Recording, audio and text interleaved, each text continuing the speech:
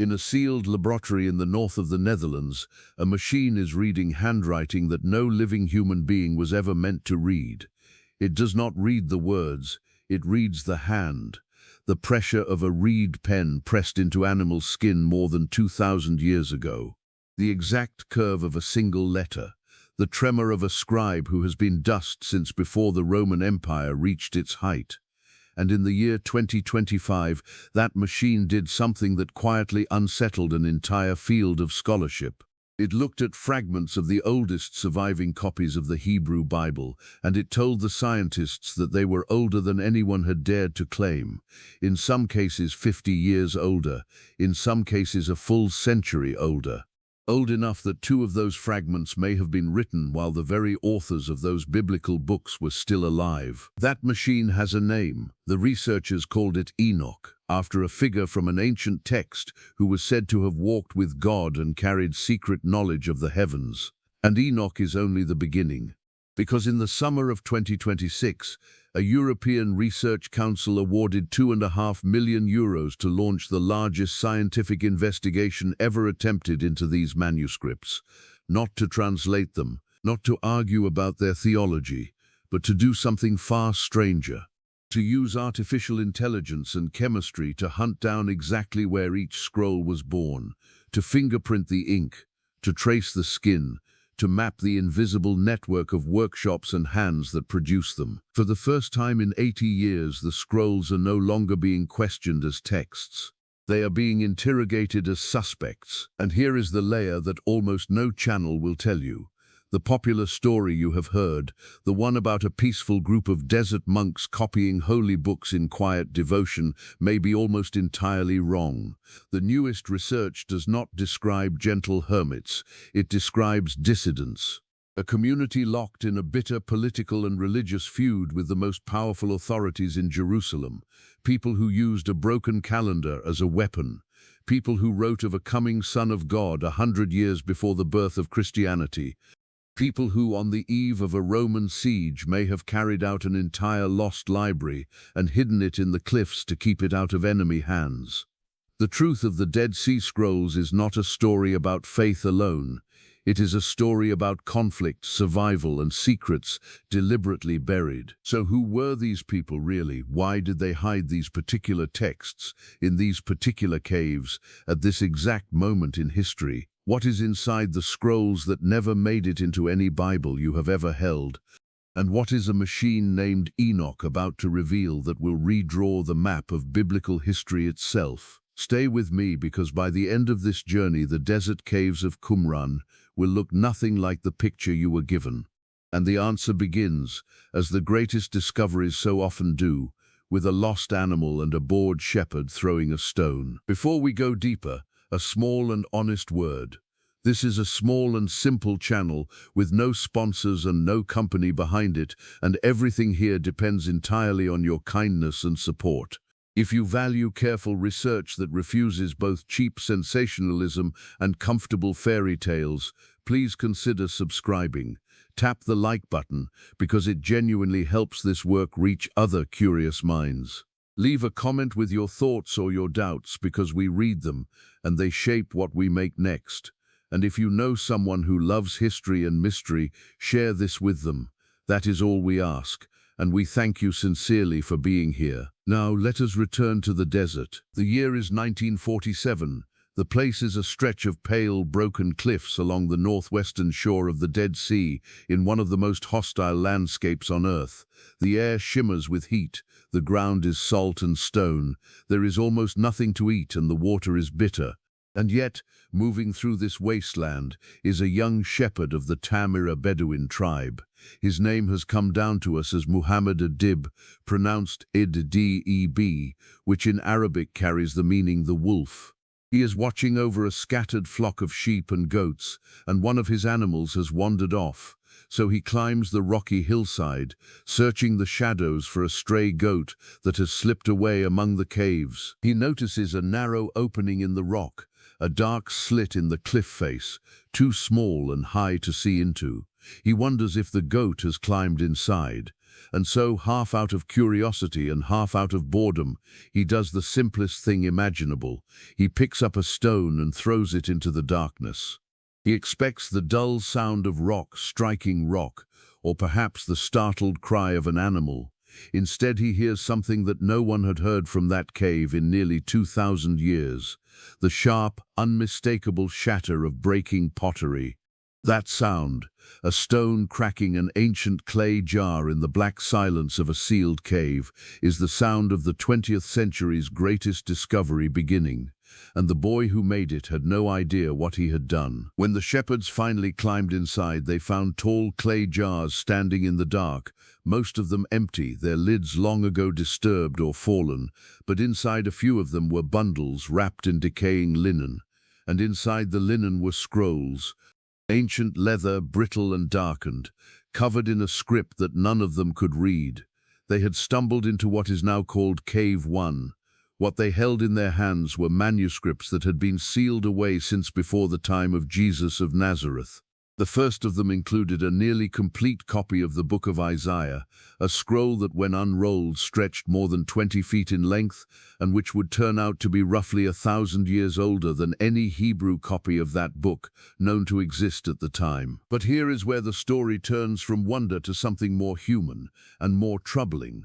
The Bedouin did not understand the value of what they had found, and neither at first did anyone they showed it to. The scrolls were carried to Bethlehem, where they passed into the hands of a cobbler and part-time antiquities dealer known as Kando. For a time, these priceless documents, the oldest witnesses to the text of the Hebrew Bible, were treated as little more than curiosities. Some were sold to a dealer for around 7 Jordanian pounds, an amount worth roughly $28 at the time. The greatest manuscript find in history very nearly slipped into the shadows of the black market, its fragments scattered, its meaning lost. That it survived at all is something close to a miracle. And here is a detail that most tellings quietly skip, though it is one of the strangest chapters in the whole saga. Once scholars grasped what they had, access to the scrolls became one of the most tightly controlled secrets in academic history. A small circle of researchers was granted exclusive rights to study and publish the material. For decades, the vast bulk of the fragments, especially the treasure trove from Cave 4, remained hidden from the wider scholarly world. Rumors spread that the delay was deliberate, that something in the text was being suppressed, perhaps something dangerous to established religion. The reality was more mundane and more human. It was a mix of academic territorialism, sheer overwhelming difficulty, and the slow pace of a tiny team facing an impossible puzzle. But the secrecy bred suspicion. And it was not until the early 1990s, more than 40 years after the discovery, that the full body of scrolls was finally released and made available to all scholars. For a generation, the oldest Bibles on earth were locked behind a door only a handful of people could open. That alone tells you how much power these fragile fragments were understood to hold. And the shepherds were not finished. Over the next 10 years, from 1947 to 1956, Muhammad the Wolf and other members of his tribe, along with archaeologists racing to catch up, would explore the cliffs around a ruined settlement called Qumran. In the end, they would find 11 caves, and from those 11 caves would emerge something staggering. Not a handful of scrolls, but the shattered remains of an entire ancient library. Roughly 25,000 fragments of leather and papyrus. The broken pieces of what scholars estimate were nearly 1,000 separate manuscripts. A library that someone, at some desperate moment, had chosen to hide. Consider the scale of what was recovered, because it is easy to say 25,000 fragments and impossible to truly picture it. Cave 4 alone, the richest of them all, held the remains of hundreds of manuscripts, spread across more than 10,000 tiny scraps. Imagine 1,000 books torn apart, their pages crumbled into confetti, mixed together, buried in dust, and left for 2,000 years. Then imagine being handed that chaos and being told to reassemble every book in a dead script, with most of the pieces missing forever. This is the puzzle that has consumed scholars for 3 generations, and it is precisely this impossible puzzle that artificial intelligence has now been unleashed upon. But we will come to the machines. First, we must understand what these texts actually are. Among the scrolls, roughly 1/4 are copies of books from the Hebrew Bible. And here lies one of the most important facts in the entire story. Every single book of the Hebrew Old Testament is represented among the scrolls, with one lonely exception, the Book of Esther. Some books appear again and again. There are more than 10 copies each of Deuteronomy, of Isaiah, and of the Psalms. The community that gathered these texts was clearly obsessed with scripture, with prophecy, and above all with one particular book. Their favorite, judging by the number of copies found, was the Book of Daniel, a text soaked in visions of the end of the world, of empires rising and falling, and of a mysterious figure coming with the clouds of heaven. Hold that detail. It will matter enormously later. Now consider what this meant for the history of the Bible itself. Before 1947, the oldest complete Hebrew manuscript of the Old Testament dated to around the year 1000 after Christ. For centuries, skeptics had asked a reasonable question. If this text was copied by hand, generation after generation for well over 1,000 years, how could anyone trust that it still matched the original? Might it not have drifted, mutated, filled with the errors of countless tired scribes? The Dead Sea Scrolls answered that question directly. When scholars laid the great Isaiah scroll, written around 100 years before Christ, beside the medieval text used in modern Bibles, separated by more than 1,000 years of copying, they found the two almost word for word identical. The differences amounted mostly to spelling. The chain of transmission had held. For millions of people, that single fact is the heart of why the scrolls matter. They are physical proof, carved in leather and ink, that the words read in synagogues and churches today are, in their essence, the same words copied by hand in the hills of Judea more than 2,000 years ago. But the biblical copies are only 1/4 of the collection. The other 3/4 are in many ways far stranger and far more revealing. They include hymns and prayers, legal codes, commentaries, apocalyptic visions of cosmic war, and detailed rules for a community unlike anything described in the Bible itself. And it is in these texts that the real mystery begins, because these are not the writings of ordinary people. They are the writings of a group that had deliberately cut itself off from the rest of the Jewish world. Their own rulebooks make the point vividly. Documents known as the Community Rule and the Damascus Document lay out the life of a group unlike ordinary society, governed by strict codes of initiation, ritual purity, and separation. A newcomer could not simply join. He faced a probationary period, testing and stages of admission before he was fully accepted. Members shared property, ate communal meals in a fixed order of rank, underwent ritual washings, and ordered every hour of their lives around holiness and the coming judgment. They called themselves the Sons of Light and believed they were living on the edge of a final reckoning, when God would intervene in history to vindicate the faithful and destroy the wicked. This was not a casual congregation. It was a disciplined brotherhood, convinced it was the last true remnant of Israel. So who were they? For decades, one answer dominated. When the archaeologist Roland de Vaux excavated the ruins of Qumran in the 1950s, he became convinced he had found the home of a specific religious sect. He pointed to 2 ancient writers. The Roman naturalist Pliny the Elder had described a community of a group called the Essenes, pronounced Essenes, living in isolation on the western shore of the Dead Sea, without women, without money, renouncing the ordinary pleasures of life. The Jewish historian Flavius Josephus, writing in the same era, described the Essenes as a disciplined brotherhood who prized self-control and rejected the passions. De Vaux looked at the ruins, saw what he interpreted as a dining hall and a room for copying manuscripts, and concluded that Qumran was an Essene monastery. The scrolls, he argued, were their sacred library. The picture was seductive, and it hardened into the standard story you have almost certainly heard. Peaceful desert monks, withdrawn from a corrupt world, quietly copying holy books while they waited for the end of days. For half a century this image sat in museums and textbooks as settled fact. But there was always something uncomfortable about it. The community's own writings did not read like the calm meditations of gentle hermits. They read like the manifestos of people at war. Not a war of swords, at least not yet, but a war of calendars, of law, of purity and of legitimacy. These people believed that the religious authorities running the temple in Jerusalem were corrupt, illegitimate, and spiritually blind. They called themselves the Sons of Light, and everyone else, including the Jerusalem priesthood, they cast as the Sons of Darkness. And this is where a rival theory enters, one that turns the whole story on its head. A historian named Norman Golb argued that the popular picture was fundamentally mistaken. The scrolls he proposed were never written at Qumran at all, at least not most of them.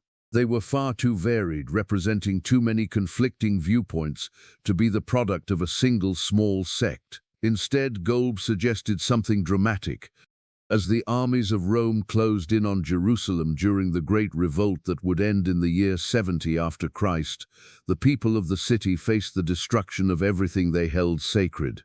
And so, he argued, they gathered up the contents of libraries and private collections across Jerusalem, carried them out into the Judean wilderness, and hid them in caves to save them from the flames. Qumran was not a monastery, it was a hiding place. A vault for a civilization about to be destroyed. Picture that scene for a moment. The greatest city of ancient Judea, surrounded, its fall inevitable, Roman siege engines grinding forward. And in the final hours, desperate men loading scrolls onto pack animals, riding out into the desert, climbing these very cliffs and sealing their most precious writings into the darkness, hoping that one day someone would return for them. Under this theory, the Dead Sea Scrolls are not the diary of an isolated cult. They are the rescued soul of an entire people, the last testament of Jerusalem itself, saved from the ashes at the very end. Two theories, then, a secret sect or a hidden national library. And for decades, there was no way to prove which was true. The scrolls kept their silence, until, that is, scientists found a way to make the very skin they were written on speak. But before we open that door, we have to understand the strangest weapon these people ever wielded. A calendar. It sounds almost absurd. How could a calendar start a war? Yet the newest research, published in 2026 by Professor Eshbal Rasson of Tel Aviv University, argues that a dispute over timekeeping may sit at the very heart of why this community broke away from Jerusalem in the first place. To understand it, you have to understand how obsessed these people were with time. Out of the thousands of fragments recovered, almost 20 separate scrolls deal with calendars and astronomy. That is an extraordinary concentration. For most ancient communities, a calendar was a practical tool. For the people of Qumran, it was something close to a holy battlefield. Here is the conflict. The mainstream Jewish world of the Second Temple period, centered on the Great Temple in Jerusalem, followed a lunar-based calendar. That calendar required constant human judgment. Priests had to watch the sky, observe the moon, receive reports and decide when a new month began, and when extra days should be added to keep the seasons aligned. To the Qumran community, this was intolerable. A calendar built on human decisions could be manipulated by human authorities, and they did not trust those authorities. So they clung instead to a completely different system, a year of exactly 364 days. Why 364? Because it was to them perfect. 364 divides cleanly by 7. That means their year contained exactly 52 complete weeks, with no fragments left over. Every festival, every holy day would fall on precisely the same day of the week, year after year, forever. There would be no debate, no observation, no human tampering. The calendar reflected what they believed was the flawless order of divine creation itself, a cosmos ticking like perfect clockwork. One of their central texts, the Book of Jubilees, pronounced Jo-Ju-O-B-Lees, fiercely attacked the lunar calendar and insisted that this 364-day system was the original calendar handed down to Moses on Mount Sinai. To use any other calendar in their eyes was not a scheduling error, It was a betrayal of God. But here is the problem, and it is the problem that made this one of the longest-running mysteries in all of scroll scholarship. A year is not 364 days long, it is very nearly 365 and a quarter days long, which means the Qumran calendar was wrong by roughly 1¼ days every single year.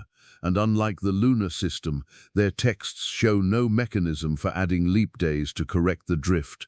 Left uncorrected, within just a few decades their sacred festivals would slide badly out of season. Passover would drift toward winter.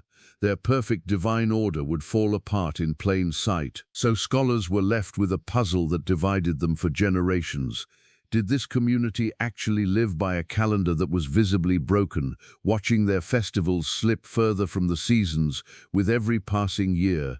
Or was the whole 364-day system merely a beautiful theory on parchment, an ideal they wrote about and revered but never truly tried to follow? For decades, there was no honest way to choose between the two. This is exactly the knot that the 2026 research attempts to cut. Professor Ratson proposes a bold reconstruction.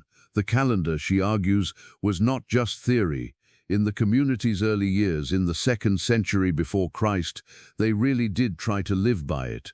And that attempt, that stubborn insistence on their own timekeeping in defiance of the temple, helped ignite the very conflict that drove them out into the desert in the first place. Imagine the offense of it. A breakaway group declaring that the entire religious establishment of Jerusalem was celebrating the holiest days of the year on the wrong days.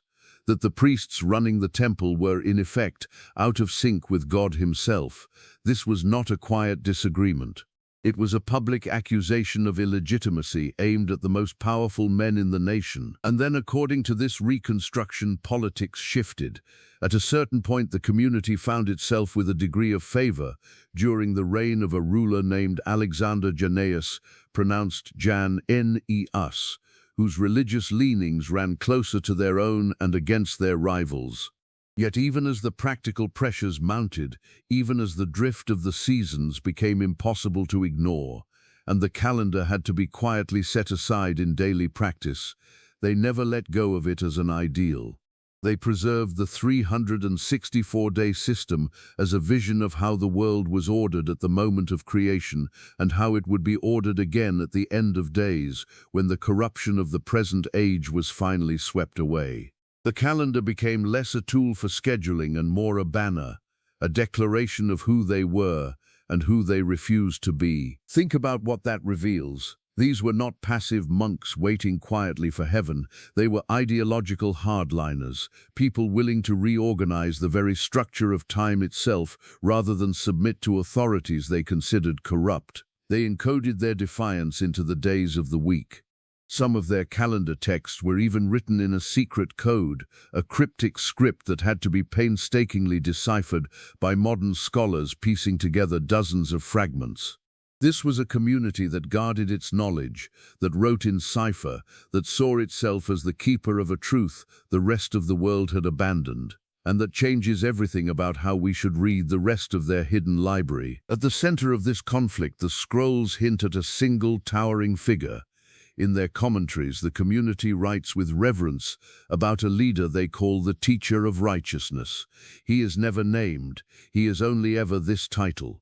But from the scattered references, a portrait emerges of a founding figure who was a priest, a man they believed had been given by God a unique understanding of the scriptures and the prophets, the one to whom the hidden meaning of the sacred texts had been revealed. He was to them the true interpreter, the voice of authentic faith in an age of corruption, and around this teacher the community's identity crystallized. They were his followers, the keepers of the truth he had unveiled, standing apart from a world that had rejected him. But a hero needs an enemy, and the scrolls give him one, a shadow figure they brand with a chilling title, the Wicked Priest. This was, the community believed, the corrupt and illegitimate authority who had seized control of the temple in Jerusalem, who persecuted the teacher of righteousness and sought to destroy him. The commentaries describe the wicked priest pursuing the teacher, even in one reading, hunting him down on the community's own sacred Day of Atonement. And here the calendar returns, because that holy day fell differently on their reckoning than on his, which is precisely why he could travel while they rested. Scholars have argued for generations over who these two men actually were.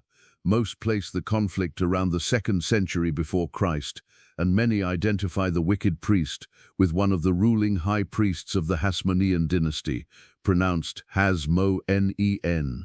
The exact identities may never be known, but the shape of the story is unmistakable.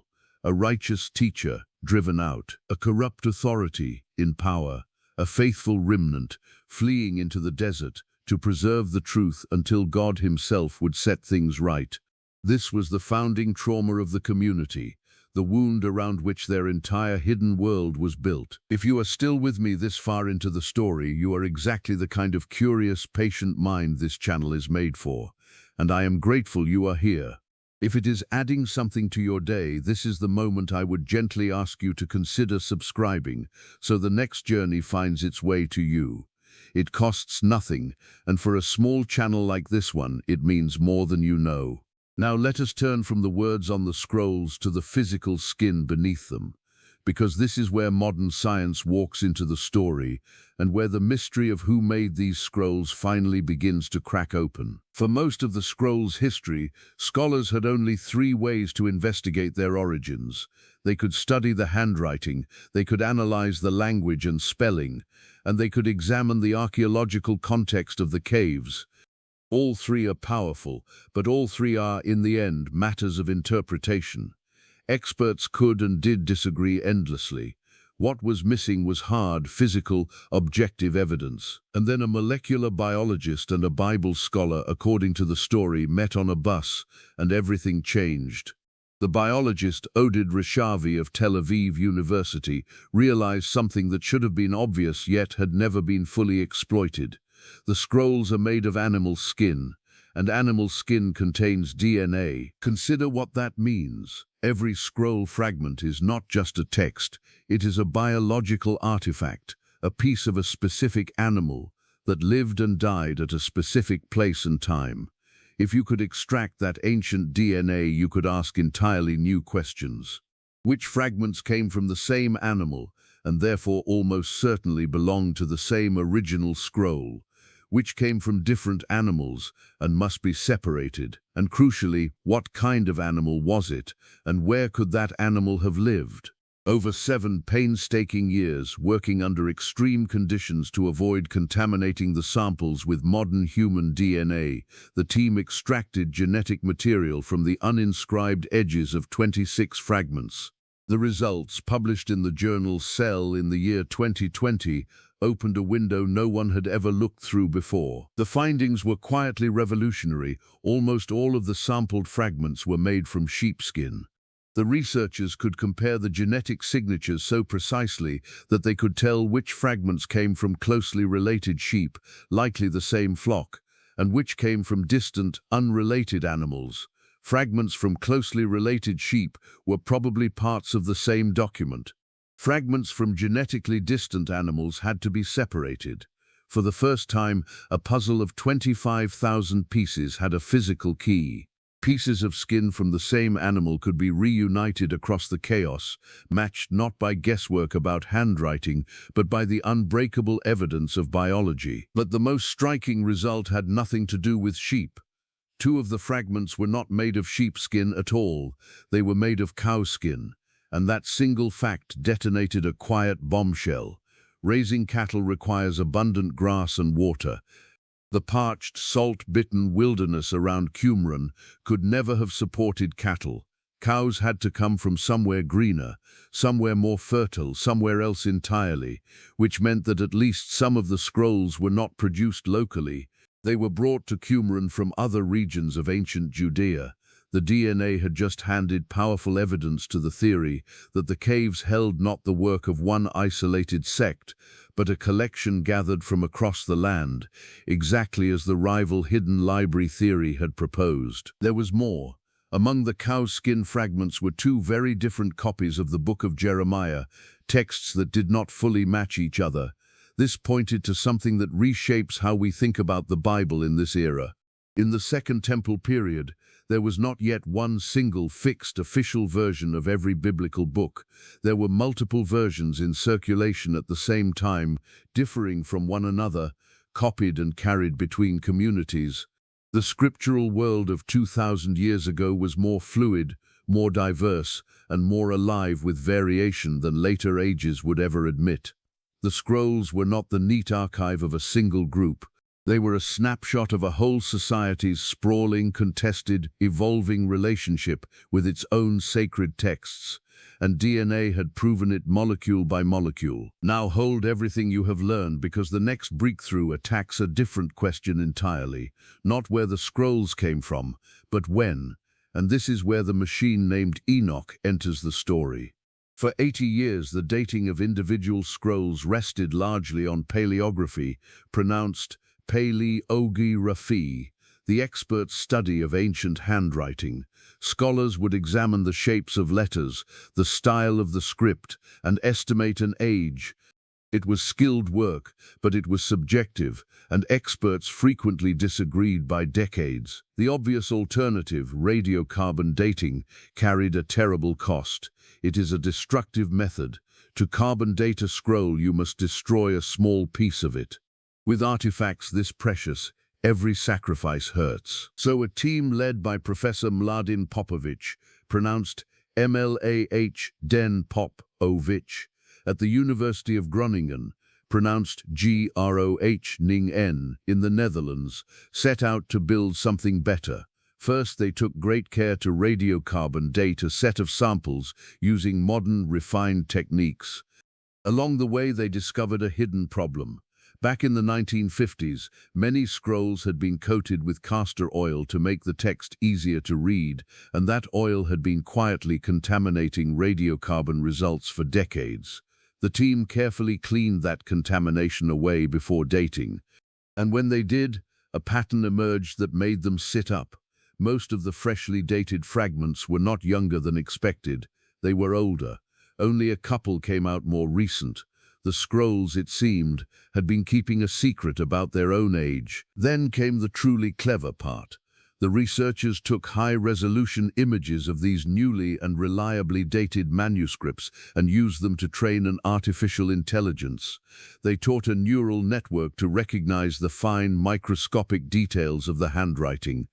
Not just the obvious shapes a human sees, but the subtle curvature of ink strokes, the angles, the tiny signatures of individual scribal hands, patterns often invisible to the naked eye. By linking these handwriting features to the solid radiocarbon dates, they created a model that could look at a scroll's script alone and estimate its true age. They named this model Enoch, after the biblical figure celebrated in Jewish tradition for wisdom and hidden knowledge, and whose story appears among the scrolls themselves. When they tested Enoch, the results were remarkable. They showed the model manuscripts it had never seen, whose carbon dates they knew but withheld, and asked it to guess. Enoch estimated the correct age around 85% of the time, and in a number of cases it produced a tighter, more precise date range than radiocarbon dating alone. Its typical uncertainty narrowed to roughly 30 years, an extraordinary level of precision for manuscripts this old. Then they turned Enoch loose on 135 scroll fragments whose dates had never been established, and the machine delivered a new chronology of the Dead Sea Scrolls. Again and again its verdict pushed the dates back. Many scrolls were older, sometimes by 50 years, sometimes by a full century, than the traditional handwriting-based estimates had claimed. Two results stood out above all others, and they strike at the very heart of biblical history. One fragment contained text from the Book of Daniel, that apocalyptic book the community loved above all others. Another contained text from the Book of Ecclesiastes. Traditionally, scholars dated these manuscripts to a period comfortably after the books were supposedly composed. But Enoch, backed by radiocarbon evidence, suggested dates so early that these fragments may come from the very lifetime of the book's presumed authors. Think about the weight of that.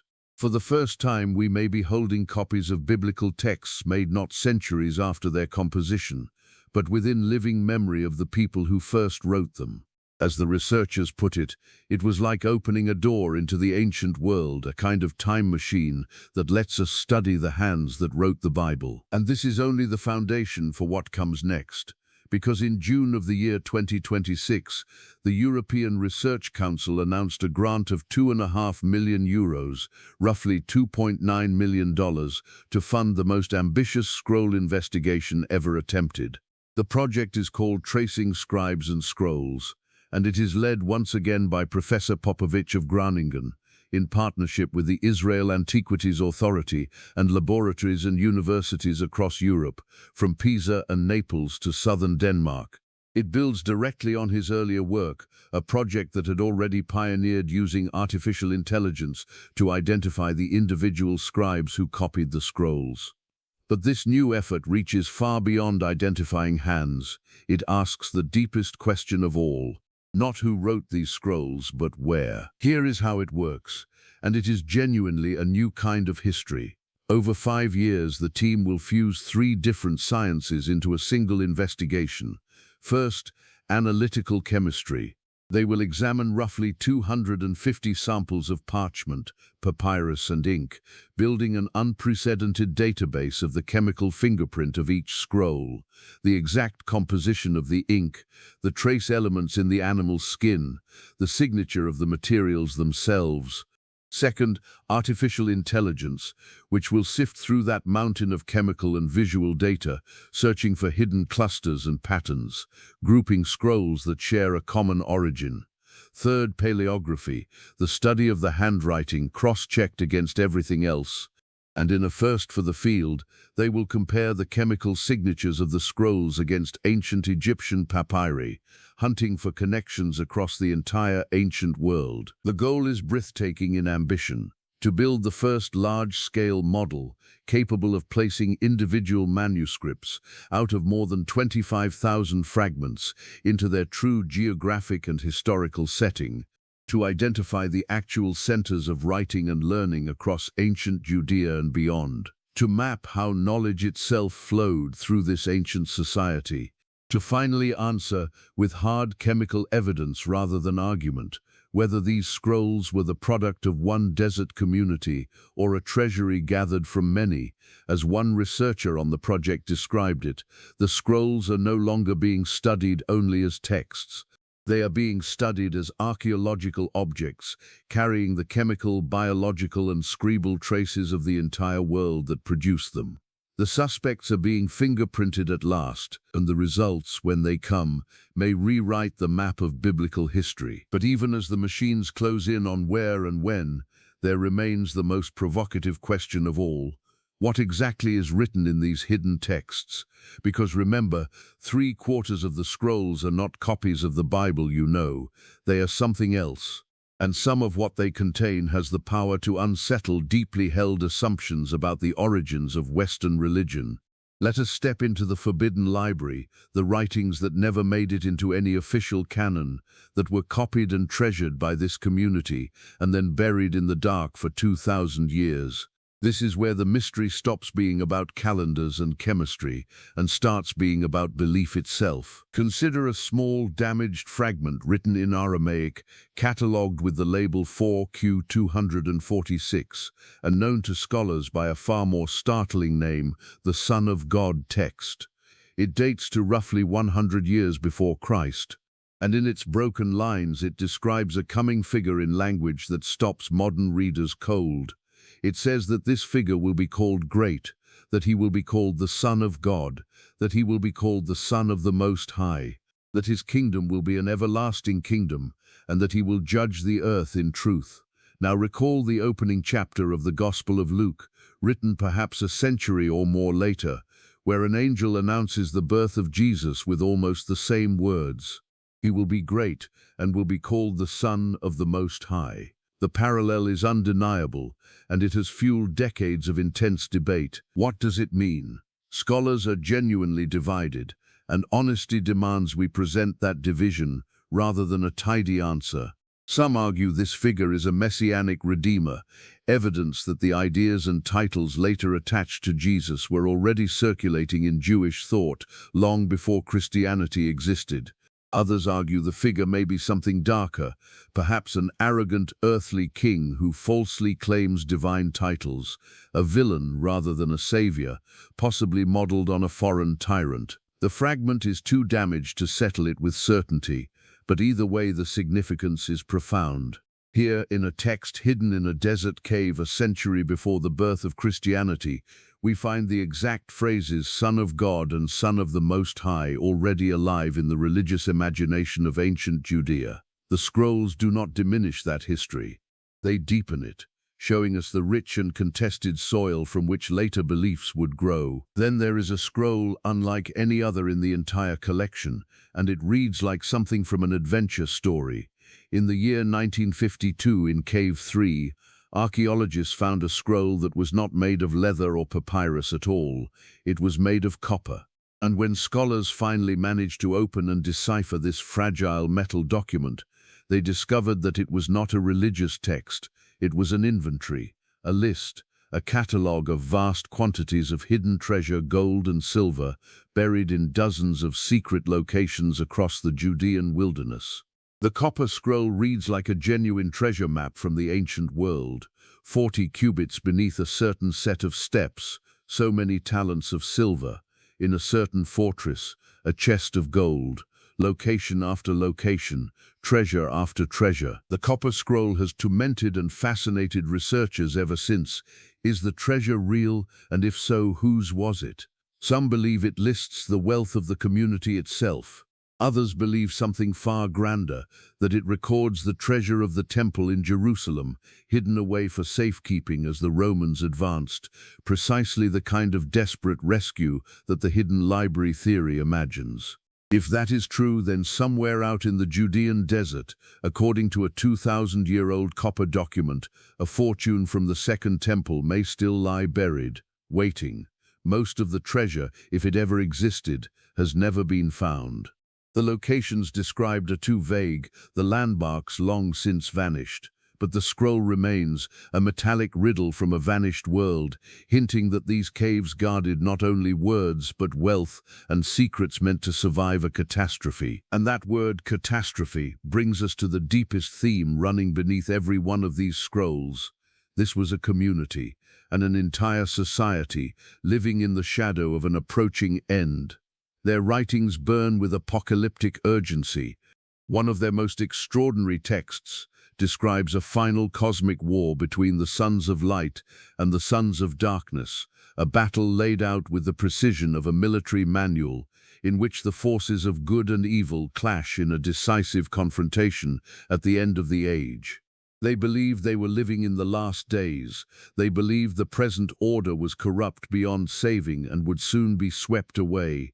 They believed that they, and they alone, had kept the true calendar, the true law, the true reading of Scripture, and that history was rushing toward a reckoning. And then, with terrible irony, history did come for them, though not in the form they expected. In the year 68 after Christ, during the great Jewish revolt against Rome, Roman legions swept through the region and destroyed the settlement at Qumran. Whether the people who lived there wrote all these scrolls, or gathered them, or simply guarded them, their world ended in fire and conquest, just as they had feared, though not in the cosmic victory they had imagined. And in the last days before the end, someone, we may never know exactly who, took this vast library, wrapped the most precious scrolls in linen, sealed them in jars, and carried them up into the cliffs. They hid them in the dark, in the driest place on earth, and the desert did what no library ever could. It kept them safe for nearly 2,000 years, until a bored shepherd threw a stone. So let us draw the threads together, because the picture that emerges is far richer and stranger than the gentle story of desert monks we began with. The Dead Sea Scrolls are not simply a collection of holy books. They are the surviving voice of an ancient society in crisis, a community, or perhaps many communities, locked in bitter conflict with the authorities of their day, people who weaponized a calendar, who wrote in secret codes, who dreamed of cosmic war, who preserved texts, speaking of a son of God a century before Christianity, who may have hidden the treasure of a doomed temple, and who buried their entire intellectual world in the cliffs, rather than let it fall into enemy hands. They were not passive.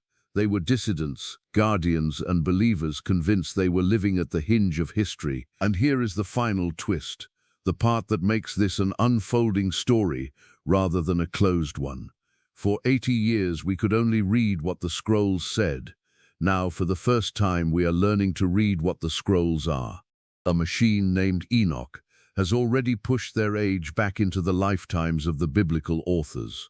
DNA has already proven that some were carried in from distant lands, and a 5-year, multi-million euro investigation, fusing chemistry, artificial intelligence, and the study of ancient handwriting, is only just beginning its work. Within the next few years, that project may finally tell us where each scroll was truly born, who wrote it, and how knowledge flowed through a world that vanished 2,000 years ago. We are living through the true deciphering of the Dead Sea Scrolls, not the deciphering of a code, but of an entire lost civilization. And the map of biblical history that emerges may look nothing like the one we have carried for the last 2,000 years. The shepherd threw his stone, and the sound of breaking pottery echoed into our century. What answers still lie sealed in those fragments, waiting for the machines to read them? We can only imagine. But the door is open now, and what comes through it may change everything we thought we knew about the words that shaped the Western world. If this journey through the caves of Qumran gave you something to think about, then let me ask, sincerely and without pressure, for your help. This is a small and simple channel, with no sponsors and no big company behind it. It survives only because of the kindness of people like you who care about real history told honestly. If you are not yet subscribed, please consider subscribing now so you do not miss where we go next. Tap the like button, because each one genuinely helps this work surface for other curious minds. Leave a comment below with your own view. Do you believe these scrolls were the library of a desert sect or the rescued treasure of Jerusalem itself? We read every comment, and your questions shape the stories we tell. And if this meant something to you, share it with one person who would love it too. That single act does more for a channel this size than any algorithm. Thank you truly for giving your time and your attention. It is the most valuable thing you have, and we do not take it for granted. Until the next journey into the hidden corners of history, stay curious and keep asking the questions that others are afraid to ask.